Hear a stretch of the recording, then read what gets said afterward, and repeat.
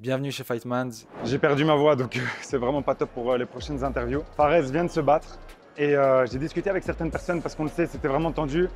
C'est une split, d'ailleurs c'est la preuve. On a vu un 30-27, on a vu deux 29-28. Dans ce cas-ci, j'ai demandé à quelques personnes pour avoir un petit peu leur avis et ils m'ont tous dit que l'application de la règle, si jamais il y a un takedown, ça ne compte que s'il y a des impacts qui suivent, a été vraiment très appliquée. Il y a eu d'ailleurs des critiques sur un combat juste avant, 2 ou 3 combats avant, pardon. Aussi une victoire qui était arrachée de la part de la team d'Oliveira sur un Mexicain ici local parce qu'il faisait des takedowns mais pas énormément de dégâts après. Avec la différence de frappe significative, on l'a vu, ça a vraiment compté. Là on va bientôt avoir Fares. Je sais qu'il voulait le KO. Moi je suis super content qu'il ait réussi à avoir la victoire. Voyons ce qu'il a à dire. Première question, comment est-ce que tu te sens? Je me sens bien. Franchement, tout va bien. J'ai pas de bobo. Je voulais juste le finish. Je l'ai pas eu. Mais c'est pas grave, je suis content. Il m'a pas soumis. J'étais fort au sol. Malgré qu'il avait des bonnes positions, j'ai toujours récupéré une bonne position derrière. Et c'est comme ça que je gagne. Poyet, c'est ce qui se fait de mieux au sol et je sens une sorte de frustration alors que tu devrais pouvoir être content. Tu as tenu 3 rounds alors que c'était très compliqué en étant au sol. Qu'est-ce que tu sens par rapport à ça? C'est le premier round. Je le touche avec une bonne gauche lors d'un high kick ou un middle qui me met. Il tombe, je sais clairement qu'il est perdu. Je vais pour le finir. Je pensais qu'Herb allait finir le combat. Mais au lieu de me précipiter, j'aurais dû prendre une bonne position, une montée, quelque chose pour le finir. Parce que c'est sûr que je l'aurais fini. Mais je sens un petit peu de frustration parce que je sens que tu as envie de… Je croyais que tu voulais avoir surtout un finish, mais au final, le plus important, c'est la victoire. Ouais. C'est de se dire, voilà, tu es venu au Mexique, tu étais contre quelqu'un qui te connaissait parfaitement et tu as réussi à avoir les 3 rounds, bien sûr, à la split. Mais je crois qu'il faudrait le voir comme une victoire. Qu'est-ce que tu en penses? Oui, j'ai gagné. Il n'y a rien d'autre à dire. Clairement, j'ai gagné. Il n'y a que la victoire qui compte. Il y a même Daniel Warren le dit. C'est ça. Donc, on a l'UFC, le plus haut niveau. Il faut travailler encore. Il y a des choses à montrer. Pas pour vous, pas pour les fans, pas pour moi-même déjà, premièrement. Pour mon équipe qui mérite, qui sont tout le temps derrière moi. Et pour ceux qui me suivent vraiment. Je voulais savoir aussi… est-ce qu'il y a des choses que tu penses que tu aurais voulu améliorer pendant ce combat? Quelles sont les choses que tu dis, j'aurais peut-être pu améliorer cette partie-là ou cette partie-là? Les échanges, j'aurais dû faire plus de feintes, je suis un bon feinteur. Je ne l'ai pas fait parce que je savais qu'à chaque fois que j'allais vouloir lui foncer dessus, il allait me prendre cette single leg. Il m'a surpris pas mal de fois alors que j'ai bien travaillé les défenses. On va travailler, on va revenir encore beaucoup plus fort. Est-ce que tu sens que l'altitude a joué un rôle? Est-ce que dans le 3e, on t'a senti un peu fatigué? Est-ce que tu sens que ça a vraiment joué quelque chose? Je pense pas, je suis quand même venu un mois à l'avance ici. Je pense que ce qui a joué contre moi, c'était tous ces échanges de lutte et au sol. Parce que je pensais pas vraiment qu'il allait me lutter comme ça. Pour moi, il y a quelques moments clés. Il y a celui que tu dis, c'est la gauche que tu continues pas. Il y a aussi dans le 3e round, on voit que tu as une guillotine. Qu'est-ce qui se passe à ce moment-là? Parce que c'était difficile pour nous de pouvoir le voir. Franchement, je pense qu'il était pas loin de taper. Mais voilà, c'est un bon grappleur. Ouais, ma guillotine, elle n'était pas assez profonde. J'étais pas loin, mais… Parce qu'on sentait que c'était sous le menton. C'était sous le menton, oui, mais j'étais pas complètement verrouillé en fait. Ouais, c'était que le tranchant qui était sous sa gorge. Ah, je comprends.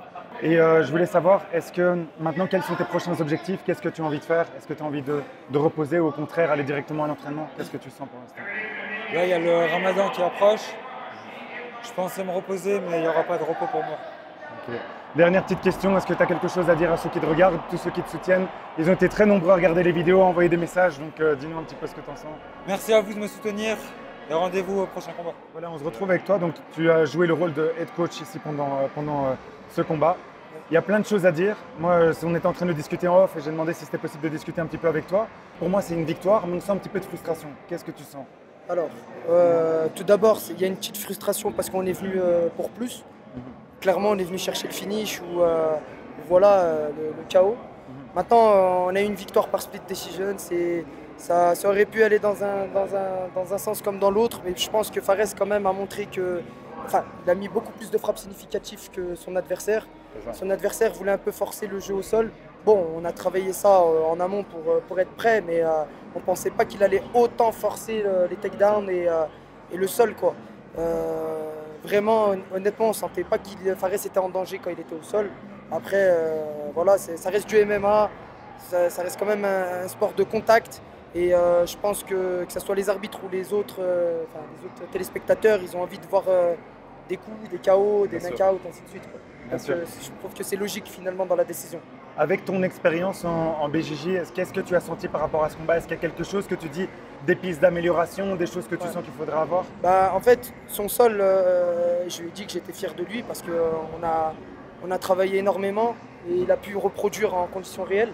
Okay. Après, je pense que le travail, il est plus à effectuer en préaction en fait, parce que Fares, vu qu'il veut toucher son adversaire, il veut vraiment le. Il s'ouvre un petit peu s'ouvre et un en peu, fait, c'est il s'ouvre ça. la défense. C'est ça, exactement. Une fois qu'on est au sol, ça reste du sol, mais je pense qu'il y a du travail à faire en préaction en fait pour justement. Dans la défense de takedown. Dans la défense de takedown, ou même pas laisser la possibilité à son adversaire de tenter son takedown.